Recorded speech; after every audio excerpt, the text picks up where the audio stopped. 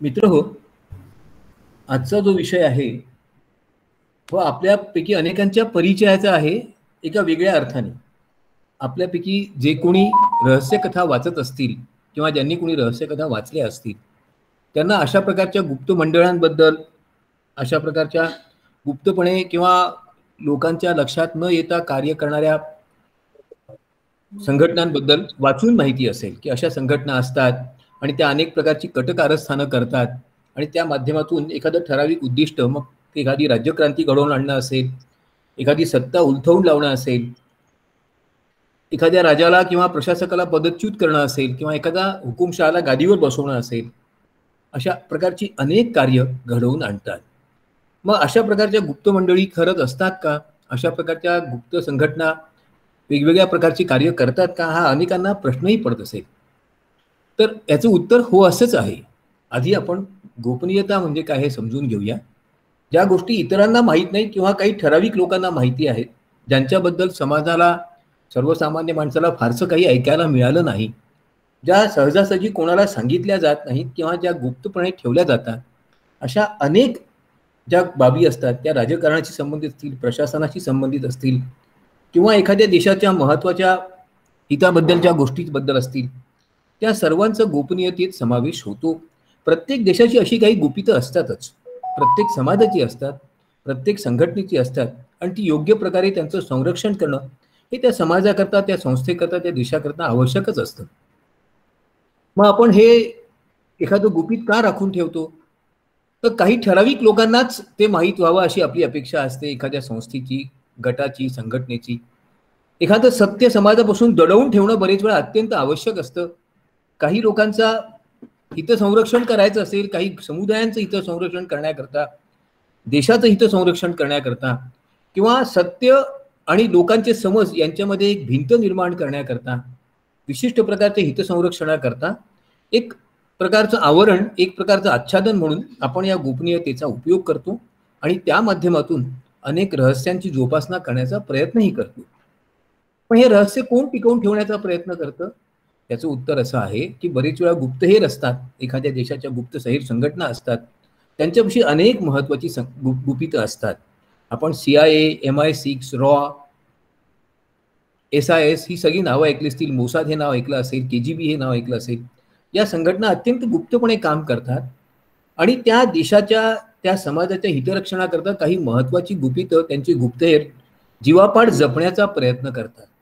देशाचे मंत्री असतील, सल्लागार असतील, राष्ट्रप्रमुख असतील, यांच्याही पाशी अशा प्रकारची अनेक गोपनीय गोष्टी असतात आणि त्यांना त्या सर्व गोष्टी गोपनीय ठेवल्या पाहिजे अशा प्रकारची गोपनीयतेची शपथही घ्यावी लागते. काही संस्था असतात, काही संघटना असतात, त्यांच्याही माध्यमातून अशा प्रकारच्या गोपनीयतेची शपथ घेऊन काही महत्त्वाची गुपितं राखली जातात. काही गोष्टींचा रहस्यभेद होऊ नये, काही गोष्टी समाजापर्यंत सहजासहजी पोहोचू नये, यांच्याकरता त्यांना प्रयत्नही करावा लागतो. याची 2 उदाहरणं तुम्हाला सांगून मी माझा मुद्दा स्पष्ट करू इच्छितो. आपले माजी प्रधानमंत्री श्री PV नरसिंह राव हे एक पुस्तक लिहित होते. प्रधानमंत्री पदावरून निवृत्त झाल्यानंतर त्या पुस्तकाचं नाव होतं इनसाइडर. त्याचा मराठीत अंतस्थ म्हणून अनुवाद देखील आलेला आहे.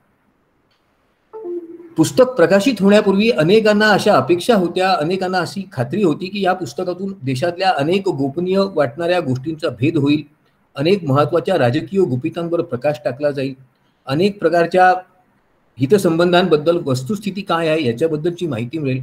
प्रत्यक्षात तसं झालं नाही. श्री नरसिंह राव हे अत्यंत विचारी आणि विवेकी गृहस्थ होते. खूप साक्षेपीपणे लिहिण्याचा त्यांची हातोटी होती आणि त्यामुळे त्यांनी आपल्या माध्यमातून अशा कोणत्याही प्रकारच्या रहस्याचं उद्घाटन होऊ दिलं नाही. तर हेनरी किसिंजर हे अमेरिकेच्या राष्ट्राध्यक्षांचे सल्लागार होते. एकेकाळी अमेरिकेचे अत्यंत महत्त्वाचे आणि अत्यंत प्रभावी व्यक्ती होते. त्यांच्यापाशी तर अमेरिकेची सर्वच महत्त्वाची गुपितं होती असं मानलं जात होतं. व्हिएतनामचं युद्ध असेल, चीनबरोबर होणारे करार असतील, इतर अनेक आंतरराष्ट्रीय समस्या असतील, परंतु हेनरी किसिंजर यांनी देखील कधीही अशा प्रकारच्या गुपितांबद्दल चुकूनही तोंड उघडलं नाही. सेनाधिकारी असतात, राष्ट्राध्यक्षांचे, राष्ट्रप्रमुखांचे अत्यंत प्रामाणिक आणि निष्ठावान सेवक असतात, अधिकारी असतात. या सर्वांची ही जबाबदारी असते की त्यांनी देशाची, समाजाची, संस्थांची महत्त्वाची गुपितं कायम स्वरूपात राखून ठेवली पाहिजेत.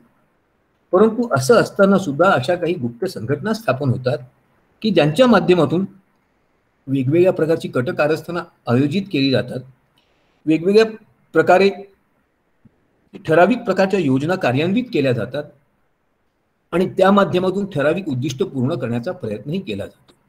काही अशा प्रकारच्या गुप्त संस्था औपचारिकरित्या स्थापन केल्या जातात, त्यांच्याबद्दल मी नंतरच सांगणारच आहे. काही समुदाय, काही गट, काही व्यक्तींचे गट, काही राष्ट्रप्रमुखांचे अथवा सेनाधिकाऱ्यांचे गट अनौपचारिकपणे एकत्र येतात आणि एखादं हत्याकांड घडवून आणतात, एखादी राज्यक्रांती घडवून आणतात. काही संस्था अशा प्रकारच्या कार्य करणाऱ्या इतर गटांना संरक्षण देतात, त्यांचं पितृत्व स्वीकारतात, प्रत्यक्ष सहभागी होत नाहीत. काही संस्था स्वतःहूनच पुढाकार घेऊन पुढे येतात आणि अनेक प्रकारच्या रहस्यांचा भेद करण्याचा प्रयत्न करतात. बरेच वेळा या संस्थांची उद्दिष्ट गोपनीय स्वरूपाची असतात, उघडपणे कधी सांगितली जात नाही. वरवर पाहता या संस्था ज्या प्रकारच्या उद्दिष्टांबद्दल बोलत असतात, प्रत्यक्षात त्यापेक्षा त्यांचा हेतू वेगळाच असतो आणि वेगळ्याच पद्धतीने त्यांची कार्य चालू असतात. काही वेळा एखाद्या विशिष्ट हेतू करता, एखाद्या विशिष्ट राजकीय, आर्थिक, सामाजिक उद्दिष्टांच्या पूर्ततेकरता प्रयत्न केले जातात आणि त्याकरता अनेक वेगवेगळ्या प्रकारच्या गोपनीय कारवाया या संस्थांद्वारे केल्या जातात. जसं की आपण पाहिलं असेल की भोरप्याच्या खेळामध्ये किंवा कठपुतळींच्या खेळामध्ये त्या दोऱ्या ओढणारी हातं वेगळीच असतात. आपल्याला नाचताना कठपुतळ्या दिसतात, प्रत्यक्षात त्यांना नाचवणारा कोणतरी वेगळाच असतो. बऱ्याच गुप्त संघटना अशाच प्रकारे कार्य करीत असतात. खरोखरच त्या संघटनांच्या मध्ये कोण आहे, त्यांच्या पाठीमागे कोणाचा हात आहे, हे कधीच समाजाला सहजासहजी कळू शकत नाही. आणि म्हणून गुप्तता राखण्यासाठी, गोपनीय वस्तू सुरक्षित ठेवण्यासाठी एखाद्या संस्थेचं, देशाचं गुपित राखण्याकरता अनेक प्रकारच्या पद्धतींचा, माध्यमांचा वापरही केला जातो. सगळ्यात महत्त्वाचं म्हणजे सांकेतिक भाषेचा वापर. याच्याबद्दल मी पूर्वी एकदा सांगितलंच आहे.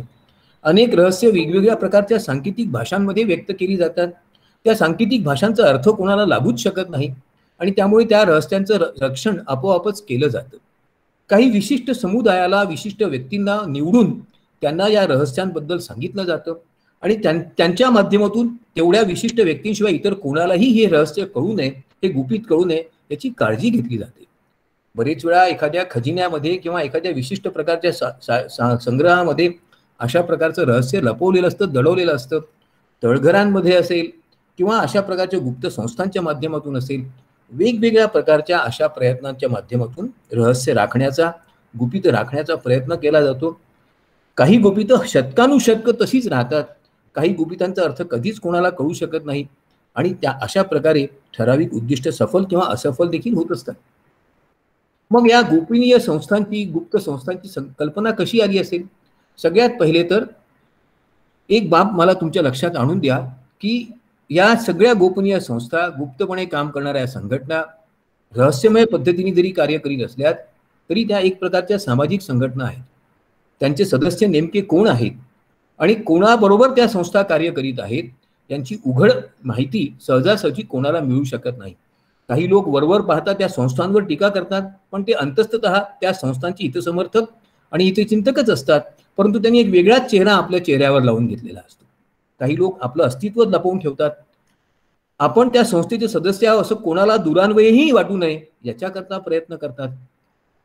तर काही व्यक्ती मी अशा प्रकारच्या संघटनेशी संबंधित नाहीच असं सरळ सरळ चक्क नाकारूनच त्या संस्थांसोबत असलेले आपले संबंध टाळण्याचा प्रयत्न करतात. याचं एक उदाहरण मला तुम्हाला द्यावयाचं आहे. नेपोलियनचा पराभव झाला, त्याला एल्बा येथे कैदेत ठेवलेलं होतं, परंतु नेपोलियनचे हितचिंतक, त्याचे समर्थक अनेक होते. त्यांनी अनेक गुप्त मंडळ्या स्थापन केल्या त्या फ्रान्समध्ये, परंतु अशापैकी अनेक गुप्त मंडळांचा लुई राजांनी शोध घेतला आणि त्यावेळेला अनेकांना आम्ही त्यांचे नाहीच, आम्ही नेपोलियनचे समर्थकच नाही असं सांगण्याचा अत्यंत केविलवाणा प्रयत्न करावा लागला. त्यात अनेक लोकांची लुई राजांनी हत्या देखील घडवून आणली होती. या गुप्त संघटनांचे वेगवेगळे प्रकार आहेत आणि हा काही आजचाच एकंदरीत एक स्वरूप आहे असं नाही. कितीतरी हजार वर्षांपासून अशा प्रकारच्या गुप्त संघटना कार्य करीत आहेत. त्याच्याबद्दल मी थोडक्यात पुढे सांगणारच आहे, परंतु एक लक्षात घ्या, कबालिझम या नावाच्या गुप्त संघटना जवळपास 4000 वर्षांपासून कार्य करीत आहेत असं मानलं जातं. नाईट टेम्प्लार्स 1200 वर्षांपासून, 1000 वर्षांपासून कार्य करीत आहेत. Royal Order of the Garter ही संस्था जवळपास 700 वर्षांपासून कार्य करीत आहे. तर नाईट्स ऑफ माल्टा ही संस्था जवळपास 800 वर्षांपासून कार्य करीत आहे. मॉडर्न फ्रीमेसनरी 150 वर्षापासून 200 वर्षापासून कार्य करीत आहे. इल्युमिनाटी जवळपास 400 वर्षांपासून कार्य करीत आहे असं मानलं जातं. मग या संस्था काय करतात? तर काही संस्था युरोपामध्ये जेव्हा की ख्रिश्चन धर्माचा मोठा प्रभाव आहे असं असून सुद्धा मूर्तीपूजेचं समर्थन करतात. आपल्याला ऐकून कदाचित माहिती असेल की रोमन आणि ग्रीक लोक हे मूर्तीपूजक होते. इजिप्शियन जुने लोक हे देखील मूर्तीपूजक होते. त्यांचे समर्थक असणारे अनेक लोक आजही युरोपात आहेत. परंतु अशा प्रकारच्या मूर्तीपूजकांवर प्रचंड प्रमाणात आणि अनन्वित अत्याचार झालेत, त्यांच्या हत्या झाल्यात, त्यांची हत्याकांड घडवून आणली. त्यामुळे आपल्या या मूर्तीपूजक स्वरूपाचं लोकांना स्वरूप सहजपणे कळू नये, आपण मूर्तीपूजक आहोत हे लोकांना कळू नये म्हणून लोकांनी अनेक प्रकारच्या गुप्त संघटना स्थापन केल्या. काही वेळा विशिष्ट प्रकारच्या आध्यात्मिक किंवा गूढवादी विचारांचा प्रचार करण्याकरता या संघटना स्थापन झाल्यात. मग अशा प्रकारच्या गूढवादाचा आध्यात्मिक विचारांचा प्रसार करणाऱ्या संस्थांवर देखील बरीच बंधनं होती. काही संस्था जादू टोणा आणखीन अशा प्रकारच्या अनेक कार्यक्रमात गुंतलेल्या असतात, त्यावरही अनेक प्रकारची बंधनं आहेत, कायद्याने त्याला मान्यता नाही. मग या सर्व संस्था अशा प्रकारच्या गुप्त स्वरूपामध्ये अशा प्रकारचं एखादं आवरण घेऊन कार्य करीत असतात. मग या संस्थांचं कार्य कसं असतं? मुख्यत्वे करून धार्मिक स्वरूपाच्या विशिष्ट विचारांचा प्रचार करणाऱ्या, परंतु ज्या धर्मविचारांना एखाद्या देशात मान्यता नाही, विरोध होत आहे, अशा प्रकारच्या संस्था मुख्यत्वे करून गोपनीय स्वरूपात कार्य करतात. काही संस्था एखाद्या विशिष्ट विज्ञानाचा, एखाद्या विशिष्ट तत्वज्ञानाचा प्रचार करतात, त्यालाही मान्यता नसते, त्याला समाज मान्यता मिळू शकत नाही, त्याला राज्य मान्यता मिळू शकत नाही. मग अशा वेळी या संस्था देखील गोपनीय स्वरूपात कार्य करतात. संघटित स्वरूपाचे गुन्हे करणाऱ्या तर अनेक संस्था गोपनीय स्वरूपातच कार्य करतात. त्याच्याबद्दल आपल्याला खूपशी माहिती वेगवेगळ्या प्रकारे मिळू शकते. एखाद्या देशामध्ये हुकुमशाही असेल, तिथे जर लोकशाही प्रस्थापित करायची असेल, त्या हुकुमशहा काही कारवाया करायच्या असतील, त्याचं शासन उलथवून टाकायचं असेल, तर त्याही करता वेगवेगळ्या संस्था गोपनीय पद्धतीने काम करतात. काही संस्था बंडखोरीचं समर्थन करतात, अराजकतेचं समर्थन करतात. अशाही संस्था गोपनीयतेचं आवरण आपल्यावर घालून घेतात आणि अशा प्रकारे अज्ञात राहून विशिष्ट प्रकारच्या गोपनीय संदेशवानांच्या तंत्राचा वापर करून या संस्था आपलं ध्येय साध्य करण्याचा प्रयत्न करतात. आपण कदाचित एक नाव ऐकलं असेल, ख्रिस्तोफर डॉयल. या लेखकांनी द महाभारत सिक्रेट या नावाचं एक खूप सुंदर पुस्तक लिहिलं आहे. आपल्यापैकी अनेकांना ते वाचायलाही मिळालं असेल. त्याचा आता मराठीत देखील अनुवाद आलेला आहे. या कादंबरीत काय लिहिले आहे की अशा प्रकारची अनेक अण्वस्त्र, आणखीन वेगवेगळ्या प्रकारची आधुनिक शस्त्र महाभारतातल्या लोकांना माहिती होती आणि त्याबद्दलची रहस्य त्यांनी लपवून ठेवली होती. एका विशिष्ट गोपनीय संघटनेच्या माध्यमातून या प्रकारच्या गोपनीय रहस्यांचं त्यांनी संवर्धन केलं, त्याचं जतन केलेलं आहे आणि त्याचा शोध घेण्याकरता वेगवेगळ्या आधुनिक लोक, आधुनिक संघटना कसा प्रयास करतात आणि त्याचे काय परिणाम होतात याबद्दलचं अत्यंत रोचक, रोमांचक, आणखीन चित्तथरारक अशी कादंबरी श्री डॉयल यांनी लिहिलेली आहे. आपल्यापैकी अनेकांनी वाचायला पाहिजे असं माझं मत आहे. गुप्त संघटना खरोखर कशा कार्य करतात याच्याबद्दलचं एक चित्रण यंग शेरलॉक होम्स या चित्रपटात इजिप्शियन लोकांच्या गुप्त संघटना कशा कार्य करीत होता याबद्दलचं आहे. ते आपण जरा पाहूया.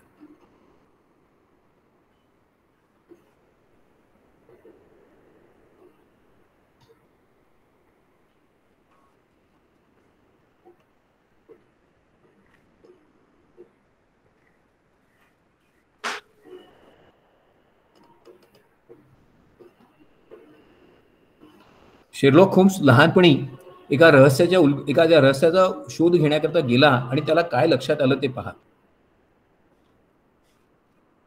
इजिप्शियन लोकांच्या ममिफिकेशनचं कार्य 19व्या शतकात देखील युरोपमध्ये चालू होतं आणि गुप्तपणे या संघटना इजिप्शियन लोकांच्या कशा कार्य करीत होत्या त्याबद्दलचं हा चित्रपट आहे.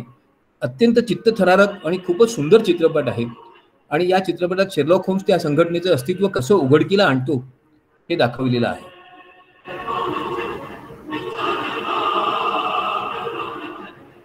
एका स्त्रीला जिवंतपणे तिचं ममिफिकेशन केलं जात आहे.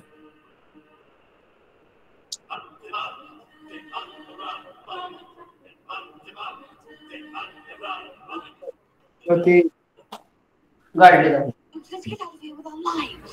Stay here, I'll be back in a few minutes.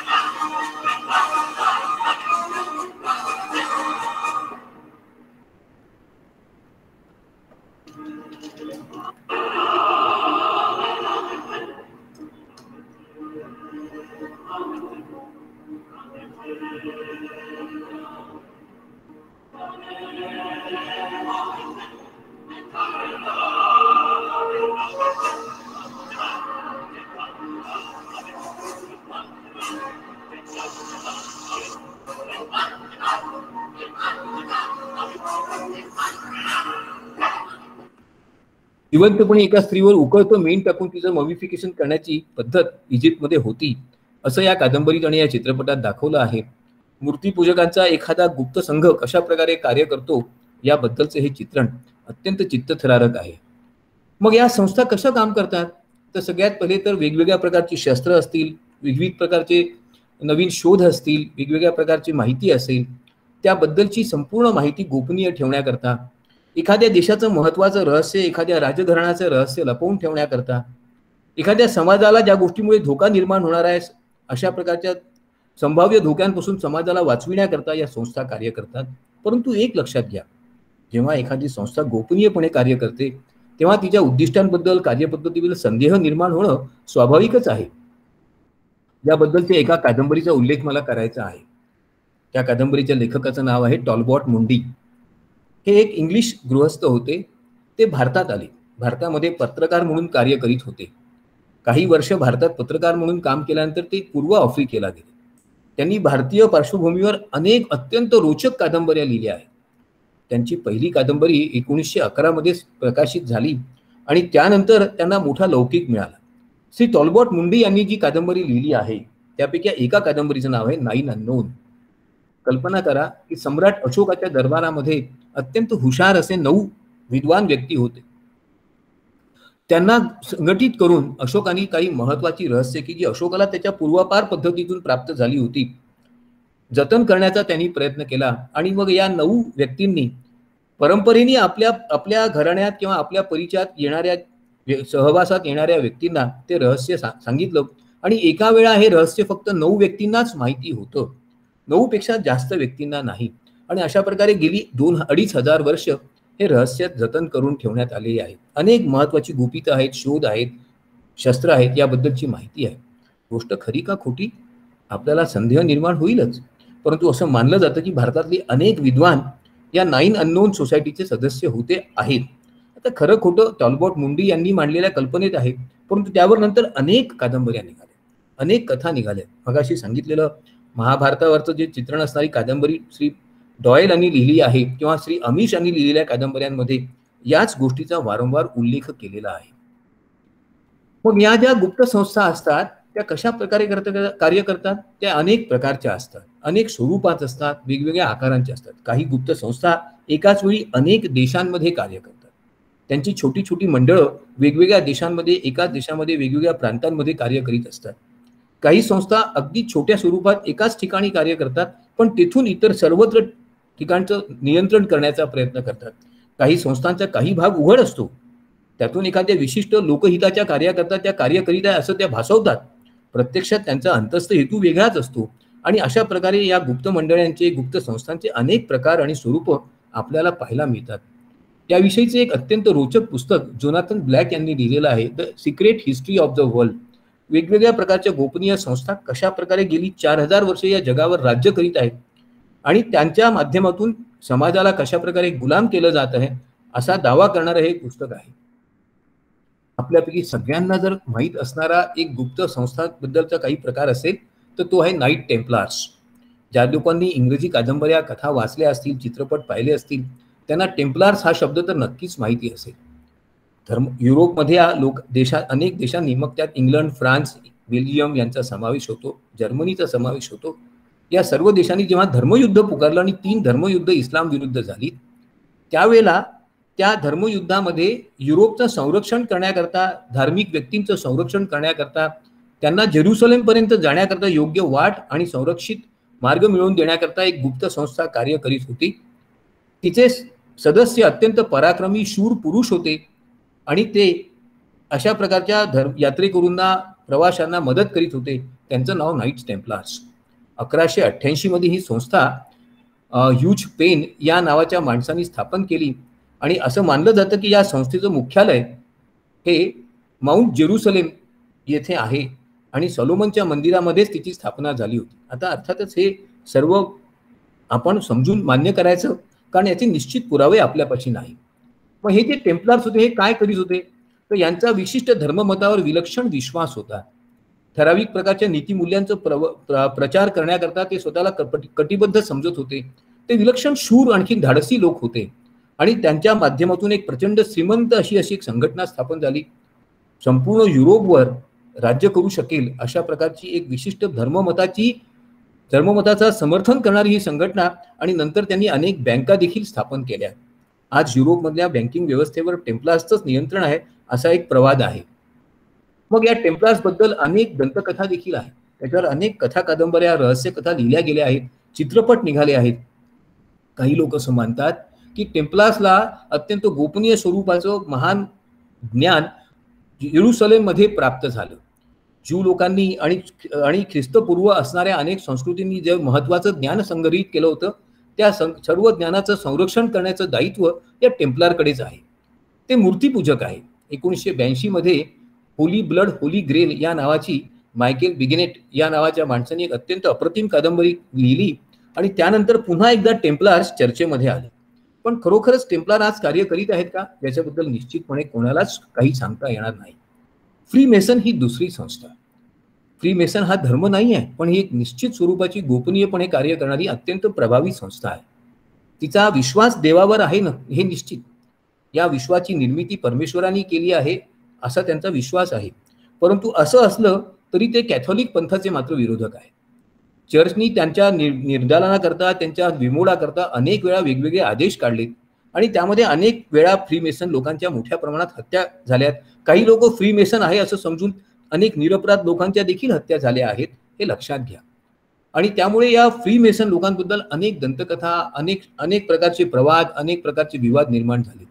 काही लोकांचं असं म्हणणं आहे की फ्रीमेसन्स हे इस्लामच्या विरोधात कार्य करतात, ते कॅथॉलिक्सच्याही विरोधात कार्य करतात. त्यांना जगात एकच शासन निर्माण करायचं आहे, जगात शांतता निर्माण करणारी एक नवीन यंत्रणा प्रस्थापित करायची आहे. आणि या फ्रीमेसनचे सदस्य कोण, तर लिओनार्द दा व्हिन्सी, इझॅक न्यूटन, वॉल्टेअर यासारखे अनेक तत्वज्ञ, विचारवंत, शास्त्रज्ञ हे फ्रीमेसन होते. अमेरिकेचे अनेक राष्ट्राध्यक्ष हे फ्रीमेसन होते असंही मानलं जातं. आजही अमेरिकेमध्ये अनेक महत्वाच्या व्यक्ती ह्या फ्रीमेसन्स आहे असंच मानलं जातं. 14व्या शतकाच्या अखेरीस स्थापन झालेली ही संस्था आज सुद्धा खूप यशस्वीपणे कार्य करीत आहे. आपल्या शहरात, पुणे शहरात देखील खडकी येथे फ्रीमेसनचा एक मेसॉनिक लॉज आहे. हे आपल्या माहिती करता मला सांगायला हरकत नाही. नागपूरला देखील अशा प्रकारचा मेसॉनिक लॉज आहे. इथे येणाऱ्या व्यक्ती बुरखे घालतात, एकमेकांचा परिचय स्वतः करून देत नाहीत आणि त्यांचा परिचय करून घेण्याचा कोणीही प्रयत्न करीत नाहीत. आपलं अस्तित्व, आपलं व्यक्तिमत्व त्या लपवून ठेवतात, कारण त्यांनी तशा प्रकारची प्रतिज्ञाच घेतलेली असते. मग फ्रीमेसन काय करतात, त्यांची जी शपथ आहे ती तुम्हाला मी वाचून दाखवतो. I am a member of one of the oldest and largest fraternities for men in the world. The square and compass, हे जे त्यांचं चिन्ह आहे, the square and compass I wear on my lapel has for centuries been recognized throughout the world as a symbol of truth, morality and brotherly love, and are the virtues that we strive to exemplify throughout our lives. की अनेक प्रकारच्या नीतिमूल्यांचं जतन करण्याकरता, बंधुत्वाच्या विकासाकरता, बंधुत्वाच्या जतन करण्याकरता, सत्याच्या विकासाकरता आम्ही प्रयत्न करतो असं आमचं चिन्ह सांगतं. या फ्रीमेसनवर एक चित्रपटही आहे, त्यातली काही माहिती तुम्हाला मी दाखवू इच्छितो.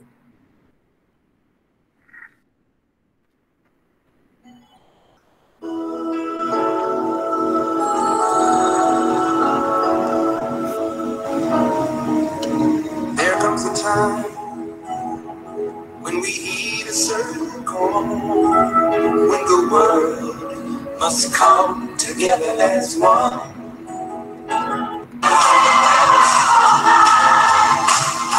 We make a better day, just you and me. We'll save it all lives. We are the world. We are the world. We are the children. We are the world. to make a better day. So let's start giving. So we are the world. We are the world. We are the children. Masons जगातल्या अनेक व्यक्ती masons होत्या असं मानलं जातं. अमेरिकेचे राष्ट्राध्यक्ष Benjamin Franklin, George Washington आणि त्यानंतरचे अनेक लोक, अनेक विद्वान, अर्थशास्त्रज्ञ, तत्वज्ञ, वैज्ञानिक हे सगळे फ्री मेसन्स होते असं आज मानलं जातं. फ्री मेसनवर निघालेला इतक्यातला एक अत्यंत उत्तम चित्रपट म्हणजे नॅशनल ट्रेजर. आपल्यापैकी अनेकांनी पाहिला असेल. फ्री मेसनवर अनेक चित्रपट निघाले. त्या चित्रपटांच्या माध्यमातून फ्री मेसनच्या कार्यावर, त्यांनी निर्माण केलेल्या खजिन्यांवर, त्यांच्या जीवन मूल्यांवर प्रकाश टाकण्याचाही प्रयत्न झाला. आजही फ्रीमेसन लोकांचं समर्थन करणाऱ्या अनेक मंडळ्या आणि अनेक समाज आणि वृत्तपत्र सर्वत्र दिसून येतात. दुसऱ्या एका महत्त्वाच्या संघटनेचं नाव सांगायचं तर आपल्याला कदाचित डॅन ब्राउन हे नाव माहीत असेल. डॅन ब्राउनच्या एका कादंबरीमुळे हे नाव आपल्या अनेकांच्या परिचयाचं झालं असेल. एंजल्स अँड डेमन्स असेल किंवा डा विन्सी कोड या दोन्ही कादंबऱ्यांमुळे इल्युमिनाटी हे नाव अचानकच आपल्या सगळ्यांच्या परिचयाचं झालं असेल. आपले एक सदस्य डॉक्टर अजित ठाकूर यांनी डा विन्सी कोडचा अनुवाद केला आहे. त्याची आता नुकतीच 9वी आवृत्ती सुद्धा आलेली आहे. ही इल्युमिनाटी अशी कोणती संघटना आहे तर लक्षात घ्या, 1776 मध्ये बवेरियात त्याची स्थापना झाली असं मानलं जातं. ती कॅथॉलिक पंथाचा विरोध करणारी आहे. ॲडम वेस्टपुट या नावाच्या माणसाने ती स्थापन केली. विवेक, विज्ञान यांच्या माध्यमातून समाजाचा विकास करण्याकरता ही संस्था कटिबद्ध आहे. परंतु ही समोर येऊन कार्य करीत नाही, तर वेगवेगळ्या प्रकारच्या मंडळांच्या माध्यमातून, वेगवेगळ्या प्रकारच्या विद्वानांच्या, तत्वज्ञांच्या माध्यमातून ही संस्था कार्य करते. आणि हिच्या कार्यपद्धती पूर्णपणे गोपनीय आहेत. असं मानलं जातं की ती ज्यू लोकांची म्हणजे झिऑनिस्ट लोकांच्या जीवन पद्धतीचा तिने स्वीकार केलेला आहे. तिचा जगाच्या विनाशावर विश्वास आहे आणि त्यांच्या या इल्युमिनाटीच्या मतानुसार एक दिवस परमेश्वर पुन्हा वापस येणार आहे. तो मसीहा असेल आणि तो सगळ्यांना आनंददायक जीवन मिळवून देणार आहे. आता या इल्युमिनाटीबद्दल इतके गैरसमज, इतके अपसमज आणि इतक्या वदंता आहेत की त्यामुळे शेकडो प्रकारच्या कादंबऱ्या त्याबद्दल लिहिल्या गेल्या आहेत. शेकडो प्रकारचे रहस्योद्घाटन करणारे ग्रंथ लिहिले गेले आहेत. तर इल्युमिनाटी हे या नावाचं एक पुस्तक किंवा इल्युमिनाटी एक्सपोज या सर्व पुस्तकातून वेगवेगळ्या प्रकारचे प्रवाद, वेगवेगळ्या प्रकारचे आक्षेप आणि इल्युमिनाटीचं समर्थन करणाऱ्या वेगळ्या घटना देखील सांगण्यात आल्या आहेत. इल्युमिनाटीचा विश्वास ज्ञाननिर्मितीवर आहे आणि त्याच्याकरता बँकिंग, बिझनेस, मिलिटरी या सर्व क्षेत्रामध्ये तिचे सदस्य कार्य करतात आणि वेगवेगळ्या प्रकारे एका नवीन समाजाच्या निर्मिती करतात, ते कार्य करतात असं मानलं जातं. आज असा विश्वास आहे जगामध्ये की जगातल्या सर्व महत्त्वाच्या बँकिंगच्या, विम्याच्या आणि अर्थकारणाशी संबंधित असणाऱ्या संस्थांवर इल्युमिनाटीचं अप्रत्यक्ष नियंत्रण आहे. आणि त्या माध्यमातून इल्युमिनाटी जगाला एका विशिष्ट दिशेने जाण्याकरता भाग पाडतं. अनेक राष्ट्राध्यक्षांना, राष्ट्रप्रमुखांना निर्णय बदलण्याकरता भाग पाडतं, त्यांच्यावर नियंत्रण ठेवतं असंही मानलं जातं. इल्युमिनाटी बद्दलची एंजल्स अँड डेमन्स ही कादंबरी मराठीमध्ये मेहता प्रकाशनाने प्रकाशित केली आहे. ती अत्यंत वाचनीय, आपण प्रत्येकाने वाचली पाहिजे. त्याशिवाय द बँकर्स ऑफ गॉड या नावाचा एक चित्रपट अत्यंत रोचक आहे. लिंकन कॉन्स्पिरसी या नावाच्या कादंबरीवर नंतर एक टीव्ही पटही निघालेला होता. या सर्व कादंबऱ्यांच्या माध्यमातून इल्युमिनाटीच्या कार्यावर प्रकाश टाकण्याचा प्रयत्न झाला आहे. इल्युमिनाटी कोणत्या प्रकारे कार्य करते याच्याबद्दल अनेक प्रकारचे विवाद आहेत. काही लोकांचं असं म्हणणं आहे की विवेक आणि विज्ञानाकरता कार्य करणारी ही संस्था बरीच वेळा दहशतवादाचाही वापर करते. नेपोलियनचा पराभव करण्याकरता, फ्रेंच क्रांती घडवून आणण्याकरता, जॉन केनेडीच्या हत्येकरता आणि हॉलिवूडवर नियंत्रण ठेवण्याकरता ही संस्था कार्य करते असंही मानलं जातं. खरं खोटं अर्थातच आपल्याला काही सांगता येणार नाही. आणखीन एका संस्थेबद्दल मात्र तुम्हाला आता सांगावयाचं आहे, कारण सध्या हिचं नाव भारतात फार मोठ्या प्रमाणात घेतलं जातं. स्कल अँड बोन्स या नावाची संस्था. हिची स्थापना हेनरी ल्यूस नावाच्या टाइम मासिकाच्या संपादकांनी केली. असं मानलं जातं की अमेरिकेचे अनेक राष्ट्राध्यक्ष, CIA मोठ्या प्रमाणातले अधिकारी हे या संस्थेचे सदस्य आहेत. एका नवीन जगाच्या निर्मितीकरता स्कल्स अँड बोन्स काम करतं आणि त्यामुळे अनेक देशातल्या सरकारांना उलथवून टाकण्याकरता, अनेक देशात अराजक घडवून आणण्याकरता ही संस्था कार्य करते.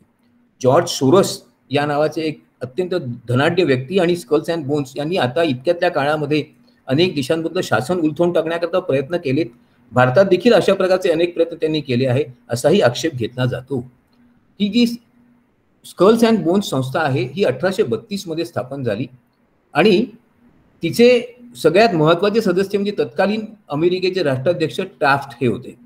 त्यानंतर अनेक राष्ट्राध्यक्ष स्कल्स अँड बोन्सचे सदस्य झालेत. इंग्लंडचे अनेक प्रधानमंत्री देखील याचे सदस्य होते. आणि या संस्थेचं ध्येय एकच आहे, एक नवीन जागतिक व्यवस्था कायम करणं आणि त्याकरता मार्गात येणाऱ्या सर्व विरोधकांना, सर्व प्रकारच्या विरोधांना कायमच नष्ट करून टाकणं. बिल्डरबर्ग नावाची आणखीन एक संस्था आहे. ही खरीच आहे. 1954 मध्ये हॉलंडमध्ये बिल्डरबर्ग नावाच्या एका हॉटेलमध्ये ही संस्था स्थापन झाली. तिचे महत्त्वाच्या सदस्यांची नावं आपण ऐकण्यासारखी आहेत. Bill Clinton, Angela Merkel, Margaret Thatcher, Tony Blair, Henry Kissinger हे सर्व हिचे सदस्य होते. या संस्थेचं कार्य काय आहे की युरोप आणि अमेरिकेमध्ये सख्य कायम राहिलं पाहिजे. भांडवलवादाला विरोध करणाऱ्या प्रत्येक समाजवादी आणि साम्यवादी विचारसरणीचा विरोध झाला पाहिजे. आणि जो कोणी युरोपामध्ये अशांतता निर्माण करण्याचा प्रयत्न करेल, युरोपातल्या प्रस्थापित भांडवलवादी आणि मुक्त अर्थव्यवस्थेला आव्हान देईल, त्याचा विनाश करणे हे या संस्थेचं कार्य आहे. रोज क्रॉस ही जगातली सगळ्यात जुनी गुप्त संघटना आहे. असं मानलं जातं की गेली 5000 वर्ष ही संस्था कार्य करते आहे. या संस्थेचं ध्येय काय आहे तर अंतिम सत्याचा शोध घेणं आणि त्याच्या माध्यमातून जगाची मुक्ती करणं. आता अर्थातच हे कसं काय शक्य होणार आहे हे काही त्या संस्थेने कधी उद्दिष्ट स्पष्ट केलं नाही. परंतु असं मानलं जातं की युरोपामधल्या धर्ममताला विरोध करणाऱ्या अनेक राजांना, सेनाधिकाऱ्यांना, अनेक राजकीय पुढाऱ्यांना अनेक वेळा या संस्थेने त्यांच्या हत्या घडवून आणल्या आहेत. एका संस्थेबद्दल आता मला तुम्हाला सांगायचं आहे. आपण कदाचित फ्रेडरिक फोर्सिथ यांची ओडेसा फाईल या नावाची कादंबरी वाचली असेल. त्यावर निघालेला एक अत्यंत सुंदर चित्रपट याच नावाचा आपण पाहिला असेल. या ओडेसा फाईलमध्ये एका गुप्त संघटनेचा उल्लेख आहे, SS स्ट्रॉम ट्रूपर्स. ही संघटना म्हणजे थूल सोसायटी ऑफ जर्मनी या संघटनेचे एक अपत्य आहे. ही संघटना 1919 मध्ये म्युनिकमध्ये स्थापन झाली. कशाकरता स्थापन झाली तर आर्य वंशाचं श्रेष्ठत्व आणि जर्मनीचं महानत्व टिकवून ठेवण्याकरता. नाझी पक्षाचे सर्व सदस्य या संस्थेचे सदस्य होते, पण ही संस्था अत्यंत गुप्तपणे कार्य करीत होती. या संस्थेच्या कार्यपद्धती विलक्षण भीतीदायक आहेत. त्यांनी अनेकांच्या हत्या घडवून आणल्या आहेत. युरोपमधल्या जर्मनीच्या विरोधात असणाऱ्या आणि आर्य वंशाच्या तत्वज्ञानाच्या विरोधात असणाऱ्या अनेक राजकीय पुढाऱ्यांच्या, लेखकांच्या हत्या याच संस्थेने वेगवेगळ्या प्रकारे घडवून आणल्या आहेत असं मानलं जातं. आणि स्वतः अडॉल्फ हिटलर याच संस्थेचा सदस्य होता. गोवेल्स, हिमलर यासारखे त्याचे सहकारी देखील या संस्थेचे गुप्त सदस्य होते असंही मानलं जातं. या संस्थेने दुसऱ्या महायुद्धामध्ये फार मोठी कामगिरी केली असं मानलं जातं. आणि असं एक प्रवाद आहे की हिटलरनी निर्माण केलेलं व्ही बॉम्ब नावाचं एक अत्यंत प्रभावी शस्त्र की जे वापरल्याच गेलं नाही, त्याच्या निर्मितीमध्ये युरोपात खोट्या चलनाचा प्रसार करण्याकरता, हिटलर करता गोपनीय जागा निर्माण करण्याकरता अनेक प्रकारे या संस्थेने कार्य केलं असंही मानलं जातं. अर्थात आज थूल सोसायटीचं नाव नाझिझम या नावाने घेतलं जातं असंही मानलं जातं. प्रायरी ऑफ सायन हे नावही आपण एंजल्स अँड डेमन किंवा डाविन्सी कोडमध्ये वाचलं असेल. ही संस्था बरीच जुनी आहे, जवळपास 1000 वर्ष झाली आहेत. या संस्थेचं कार्य विशिष्ट प्रकारच्या धर्ममताचा प्रसार करणं असं आहे. लिओनार्दो विन्सी, व्हिक्टर ह्युगो हे सर्व या संस्थेचे सदस्य होते. या संस्थेचा असा विश्वास आहे की ख्रिश्चनिटीचं खरं सत्य आपण जगापुढे आणलं पाहिजे. येशू ख्रिस्ताचं लग्न झालं होतं मेरी मॅग्डेलेन बरोबर आणि त्यांचा वंश अजूनही कायम आहे यावर या संस्थेचा विश्वास आहे. आणि त्या वंशाचं रक्षण करण्याकरता ही संस्था कार्य करते. अनेक चर्चेसमध्ये, अनेक गुप्त संघटना, अनेक गुप्त मंदिरांमध्ये आणि वेगवेगळ्या ठिकाणी या संस्थेचे सदस्य गोपनीय पद्धतीने कार्य करतात असा प्रवाद आहे. ओपस डेई या नावाची एक काल्पनिक संघटना आहे. कोणी म्हणतात ही संघटना खरोखर आहे, काही लोकांचं म्हणणं आहे अशा प्रकारची कोणतीही संस्था नाही. ही संस्था कॅथलिक चर्चनी, रोमच्या व्हॅटिकननी निर्माण केली आहे असा एक प्रवाद आहे. रोमच्या कॅथलिझमला आणि व्हॅटिकनला विरोध करणाऱ्या त्याच्या सर्व विरोधकांचा विनाश करण्याकरता, विशेषतः प्रायरी ऑफ सायन्स सारख्या ख्रिश्चन मताबद्दल वेगळ्या प्रकारची भूमिका घेणाऱ्या लोकांना नष्ट करण्याकरता जे कोणी कॅथलिक पंथाचा विरोध करणारे लोक असतील, लेखक असतील, व्यक्ती असतील, चित्रकार असतील, वैज्ञानिक असतील, ज्यांच्यामुळे कॅथलिक धर्माच्या तत्वांवर आघात होणार आहे अशा लोकांचा विनाश करण्याकरता ही संस्था गोपनीय पद्धतीने कार्य करते. आणि त्याकरता त्या लोकांचं हत्याकांड घडवून आणण्याकरता अनेक प्रकारे कार्य करते असं मानलं जातं. मग अशा प्रकारच्या गुप्त संस्थांची आपल्याला गरज काय असेल? काही महत्वाची रहस्य टिकवून ठेवण्याकरता त्याची आवश्यकता आहेच. काही वेळा विशिष्ट श्रद्धांचा, विशिष्ट विश्वासांचा, विशिष्ट मतांचं समर्थन करण्याकरता अशा संस्थांची गरज असते. एखाद्या राजाचं, एखाद्या देशाचं महत्वाचा खजिना असेल, गोपनीय अशा स्वरूपाची माहिती असेल काही महत्वाची रहस्य असतील त्यांच्या जतना करता, आणि एखादं रहस्य कायम दीर्घकाळपर्यंत टिकवून ठेवायचं असेल, एखाद्या कल्पनेचा विकास करायचा असेल, तर अशा प्रकारच्या गोपनीय संस्थांची गरज असते. मी तुम्हाला याचं एक उदाहरण सांगतो. आपल्याला प्रत्येकाला गॅलिलिओ गॅलिली हे नाव ऐकून माहिती असेल, परंतु गॅलिलिओ गॅलिली जेव्हा ज्या काळात जन्माला आले आणि कार्य करीत होते त्या काळात चर्चचा वर्चस्व होता. चर्चच्या वर्चस्वाला कुणी आव्हान देऊ शकत नव्हतं. गॅलिलिओचे विचार चर्चला पटणारे नव्हतेच. अशा वेळी आपलं लिखाण चर्चच्या हातात पडलं तर आपल्याला मोठी शिक्षा होऊ शकते याची त्याला जाणीव होती, आणि म्हणून एका गुप्त संघटनेचा तो सदस्य झाला आणि त्या काळात नवीन असणाऱ्या एका भाषेमध्ये त्याने आपलं लिखाण केलं, म्हणजेच इंग्रजी भाषेमध्ये, असं मानलं जातं. या रहस्याचं जतन करण्याकरता अशा प्रकारची गुप्त संघटनेची आवश्यकता असतेच.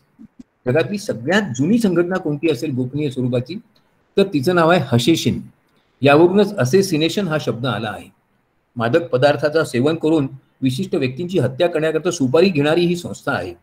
युरोपामध्ये, अरबस्तानामध्ये, मध्य आशियामध्ये अशा प्रकारचे अनेक सदस्य तिच्या वतीने कार्य करतात. ही संघटना गोपनीयतेची शपथ घेते आणि ज्यांनी कोणी या संघटनेला दुसऱ्या व्यक्तीला मारण्याकरता पैसे दिले असतील त्याचं नाव कधीही उघडकीस आणू देत नाही. हत्या करण्याकरता अनेक नवीन तंत्रांचा वापर करते असं मानलं जातं. प्रोफेशनल किलर्स असाही तिचा उल्लेख केला जातो. यावर देखील अनेक चित्रपट निघाले आहेत, अनेक कादंबऱ्या निघाल्या आहेत, परंतु खरोखर हशेशिन नावाची संस्था आहे याबद्दल मात्र कोणाच्याही मनात संशय नाही. काही संस्था, गोपनीय संस्था केवळ कथा कादंबऱ्यांमध्येच आहेत, त्या वास्तवात नाहीत, परंतु त्यांच्याबद्दल आपल्या मनात दहशत निर्माण होईल अशा प्रकारचं त्यांचं वर्णन आपल्याला अनेक रोचक कादंबऱ्यांमध्ये वाचायला मिळतं. हायड्रा असेल. हायड्रा म्हणजे असा साप की ज्याला अनेक तोंड आहेत आणि त्याचं एक तोंड कापलं तरी सुद्धा तो मरत नाही, उलट त्यांना नवीन तोंड फुटतं. ऑक्टेन नावाची एक गुप्त संस्था आहे. सिक्रेट ऑर्डर ऑफ किंग या नावाची एक संस्था इंग्लंडमध्ये कार्य करते असा एक प्रवाद होता. प्रत्यक्षात अशी कोणतीही गोपनीय संस्था नाही.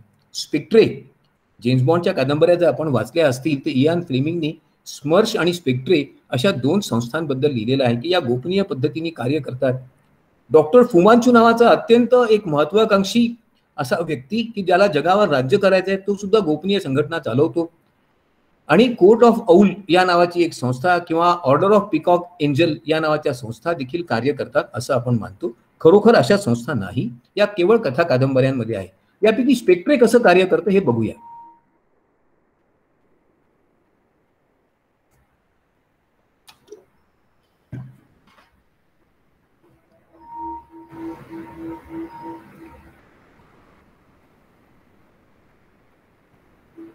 Welcome.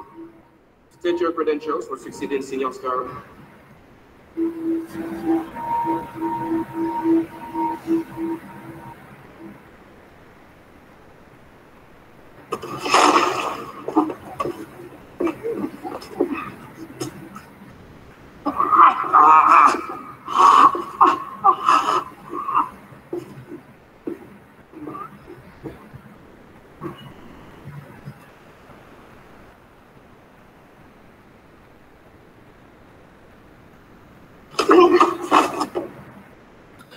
स्पेक्ट्रे या शब्दाचा अर्थच मुळात भूत असा होतो. आणि खरोखर जेम्स बॉन्डच्या या कादंबऱ्यांमधल्या या संस्था अत्यंत दहशतवादी भयंकर स्वरूपाचं कार्य करणाऱ्या आहेत असंच त्यांचं वर्णन आहे. ज्या खरोखर गुप्त संस्था कार्य करीत आहेत आणि ज्यांनी कार्य केलं आहे त्याच्याबद्दल सुद्धा माहिती घेणं रोचनीयच ठरेल. स्टॉर्म स्ट्रूपर्स ही हिटलरची संघटना उघडपणे तर समाजसेवी संस्था होती, पण प्रत्यक्षात हिटलर विरोधी असणाऱ्या, नाझी विरोधी असणाऱ्या प्रत्येक व्यक्तीचा विनाश करण्याकरता ही संस्था अनेक प्रकारे कार्य करीत होती. माओ त्से तुंग यांनी स्थापन केलेली रेड गार्ड्स ही कम्युनिझमच्या प्रचाराकरता होती असं सांगितलं जात होतं. प्रत्यक्षात कम्युनिझमचा विरोध करणाऱ्या प्रत्येक व्यक्तीची हत्या करण्याचं कार्यच ती संस्था करीत होती. स्टॅलिननी स्थापन केलेली NKVD ही संस्था देखील याच पद्धतीने स्टॅलिन विरोधक आणि कम्युनिझम विरोधक लोकांना रशियातून हत्याकांड करून मारून टाकत होती. तो पूर्व जर्मनीमध्ये असणारी स्वान्सी ही संस्था गुप्त पोलिसांचा एक भाग होती, पण या संस्थेचा संशय ज्या व्यक्तीवर असेल त्याला नंतर चांगलं जीवन जगण्याची कधीच संधी सुद्धा मिळू शकत नव्हती. या संस्था खऱ्या आहे. यांनी अशा प्रकारे कार्य केलं आहे. यांची दहशत त्या देशांमध्ये कशा प्रकारची होती हे आपण समजू सुद्धा शकणार नाही. अंगावर काटे येतील इतक्या भयावह पद्धतीने या संस्था कार्य करीत होत्या. नाझी स्टॉर्म स्टूपर्सचे नंतर फोटोग्राफ उपलब्ध झालेत. या स्टॉर्म स्टूपर्सची एक शपथ असायची की मी हिटलर आणि नाझी आणि आर्यवंशाला प्रतिबद्ध राहील, जो कोणी आमच्या मार्गात येईल त्याचा आम्ही विरोध करू, त्याचा विनाश करू आणि त्याला संपेपर्यंत स्वस्थ बसणार नाही. आणि खरोखर अशा पद्धतीने ही संस्था कार्यही करीत होती. आपल्या देशातल्या ठगांबद्दल आता सांगितलं पाहिजे. आपल्यापैकी अनेकांनी कदाचित ठगांचं नाव ऐकलं असेल, परंतु त्याच्यावर असणारा एक अत्यंत अप्रतिम ग्रंथ की हा द ठग्स ऑफ इंडिया या नावाचा आहे.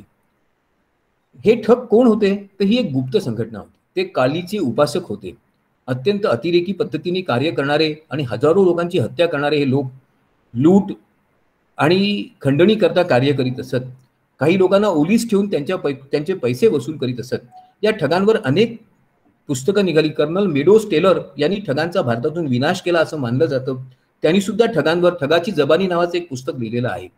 यावर अत्यंत सुंदर चित्रपट डिसिव्हर्स नावाचा निघालेला आहे. आपल्यापैकी अनेकांनी पाहायला पाहिजे. यात शशी कपूर आणि पियर्स ब्रॅन्सन या 2 नटांनी फार सुंदर कार्य केलेलं आहे.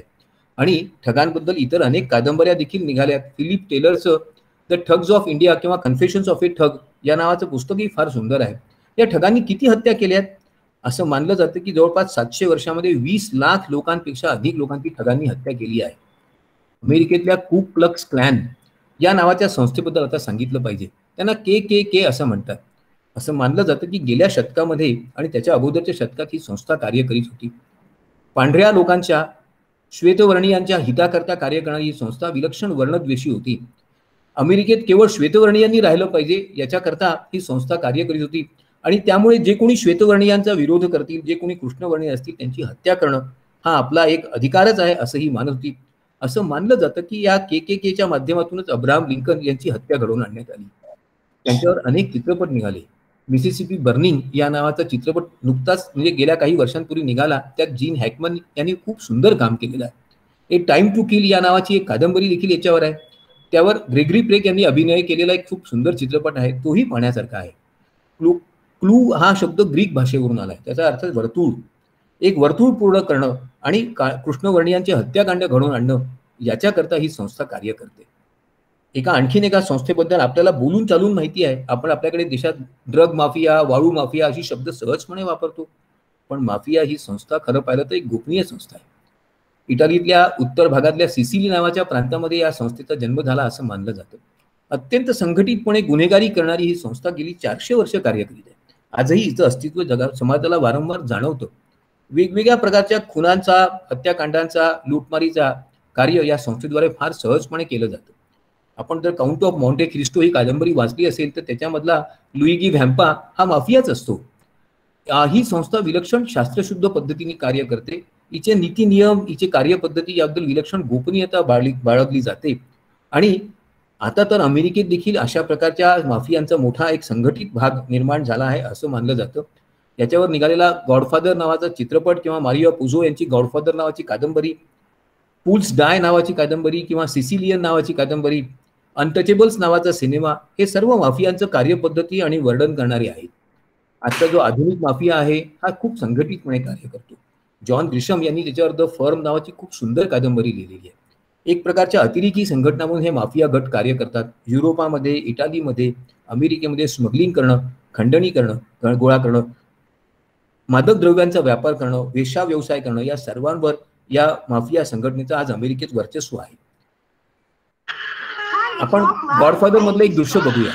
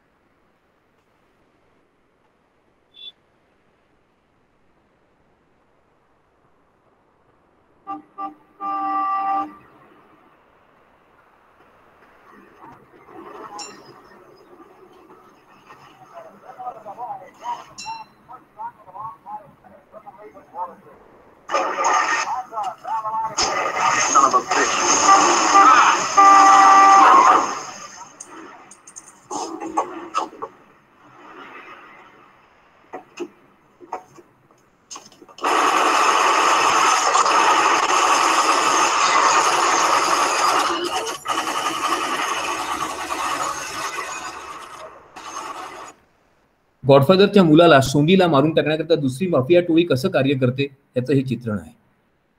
काही औपचारिकरित्या काम करणाऱ्या गोपनीय संस्था देखील आहेत. व्हॅटिकन ऑफ रोम यांची एक मंडळी गोपनीय पद्धतीने काम करते, पण तिला औपचारिक मान्यता आहे. भारतातली धर्मस्थली नावाची संघटना देखील अशा प्रकारे कार्य करते.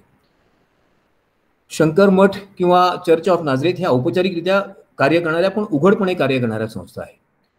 चीनमधल्या अनेक गोपनीय संस्थांबद्दल आपल्याला केवळ ऐकूनच माहिती आहे. त्याच्यापैकी एक ट्रायड नावाच्या संस्थेबद्दल सांगितलं पाहिजे.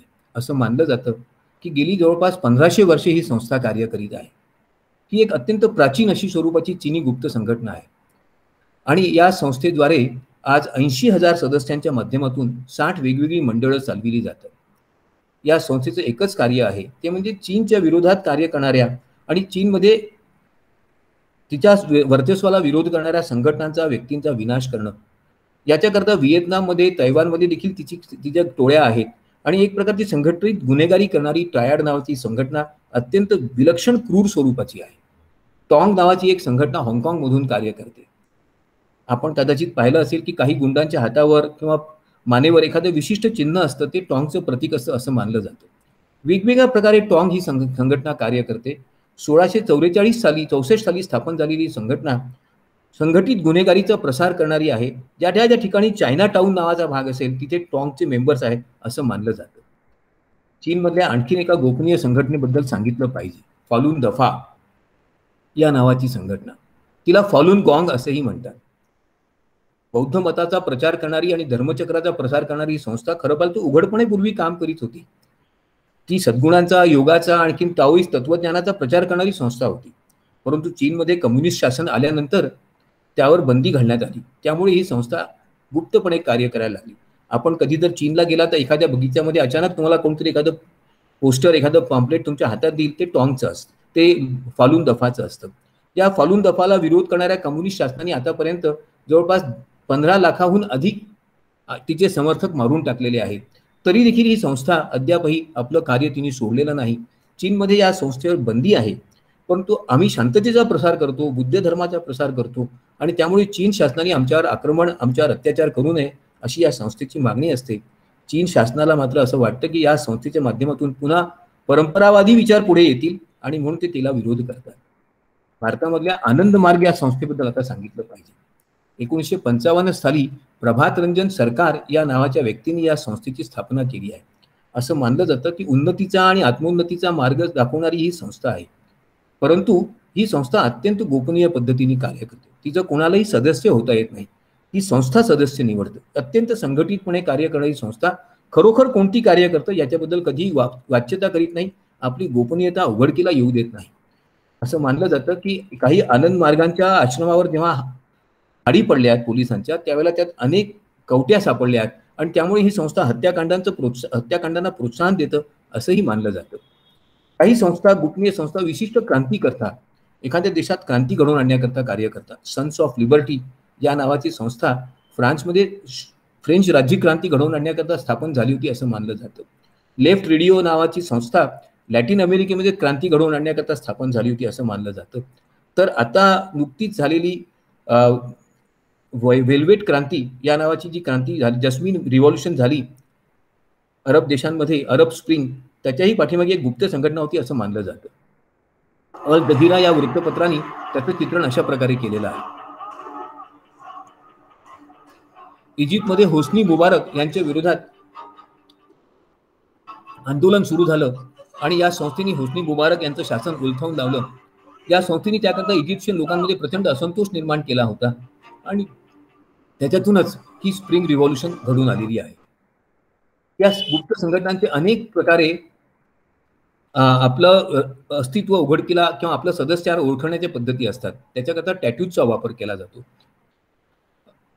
मानेवर, हातावर, तळपायावर कुठेतरी विशिष्ट प्रकारचं गोंधण केलं जातं आणि ते गोंधळ म्हणजे तो व्यक्ती त्या संस्थेचा सदस्य आहे असं मानलं जातं.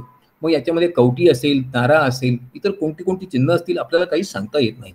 परंतु या चिन्हांच्या माध्यमातून एखाद्या व्यक्ती कोणत्या संघटनेचा सदस्य आहे हे तिच्या इतर संघटनेच्या सदस्यांनाच कळू शकतं आणि अशा प्रकारे संघटनेचं कार्य गोपनीयपणे चालू शकतं. सर्वसामान्य माणसाला या गोपनीय संघटनांबद्दल कधीच माहिती मिळू शकत नाही. असं मानलं जातं की या संघटना एका राज्याअंतर्गत असणारं राज्य म्हणून कार्य करतात. वरवर पाहता त्यांचं अस्तित्व, त्यांचं कार्य, त्यांच्या कार्यपद्धती याच्याबद्दल सामान्य माणसाला कुठल्याही प्रकारचा उलगडाच होऊ शकत नाही. एक प्रकारचं एक शॅडो गव्हर्नमेंट, एक प्रकारचं एक छाया सरकार ते राबवित असतात. समांतर सरकार राबवून सरकारला प्रस्थापित शासनाला उलथवून लावण्याचा, आपली नीतिमूल्य, आपले विचार प्रस्थापित करण्याचा, समाजात अस्थिरता निर्माण करण्याचा या गुप्त संघटना कार्य करतात. त्यावर अनेक चित्रपट निघालेले आहेत, अनेक प्रकारची पुस्तकं निघाली आहेत. या संघटना खरोखर चांगल्या का वाईट हे त्यांच्या उद्दिष्टांवर अवलंबून असतं. हे त्या समाजाच्या मानसिकतेवर अवलंबून असतं. एखाद्या समाजाला एखादी संघटना योग्य वाटेल, समाजातल्या काही गटांना ती अयोग्यही वाटेल. या संघटनांच्या माध्यमातून होणारे सत्कृत्य आणि दुष्कृत्य यांची माहिती ते कृत्य घडून गेल्यावरच आपल्याला कळू शकतं. अशा संघटना आपल्या आजूबाजूला कार्य करीत तर नाहीत. आपल्या शेजारी राहणारा व्यक्ती, आपला मित्र, आपला सहकारी कदाचित अशा एखाद्या गोपनीय संघटनेचा सदस्य नाही, असा संशय आपल्या मनात अनेक वेळा येऊ शकतो. बरेच वेळा मित्रांशी, सहकाऱ्यांशी एखाद्या गटामध्ये चर्चा करताना एखाद्या ठराविक मताचा पुरस्कार करणारा व्यक्ती कोणत्या तरी गुप्त संघटनेचा सदस्य असू शकतो. आणि म्हणूनच प्रत्येकाने आपली मतं व्यक्त करताना अधिक काळजी घेतली पाहिजे. आपल्या मतांच्या माध्यमातून सहसा कोणी फार दुखावलं जाणार नाही, वैरत्व निर्माण होणार नाही आणि आपल्या मतांचं आपल्याला विवेकाने समर्थन करता येईल असाच आपण विचार बाळगला पाहिजे, त्याचं समर्थन केलं पाहिजे असं वाटतं. या गुप्त संघटनांबद्दल अनेक प्रकारचे चित्रपट आहेत. त्यापैकी 12 मंकीज हा चित्रपट आपल्यापैकी प्रत्येकाने पाहावा असं माझं मत आहे. या चित्रपटामधून गुप्त संघटनांचं कार्य किती व्यवस्थित आणि किती शिस्तबद्ध पद्धतीने होतं यावर विलक्षण प्रकाश टाकण्यात आला आहे. कीपर्स ऑफ जेनेसिस हा चित्रपट एका विशिष्ट प्रकारच्या ख्रिश्चन मताचा पुरस्कार करणाऱ्या संघटनेबद्दलचा आहे आणि त्या संघटना किती क्रूरपणे कार्य करतात यावर मोठा प्रकाश टाकण्यात आला आहे. आणि म्हणून आपण या सर्व गुप्त संघटनांबद्दल माहिती मिळवली पाहिजे, त्याबद्दल जागरूक राहिलं पाहिजे. आपल्या माध्यमातून या गुप्त संघटना एखादं दुष्कृत्य तर करीत नाही याच्याबद्दल सावध राहिलं पाहिजे असं वाटतं. धन्यवाद.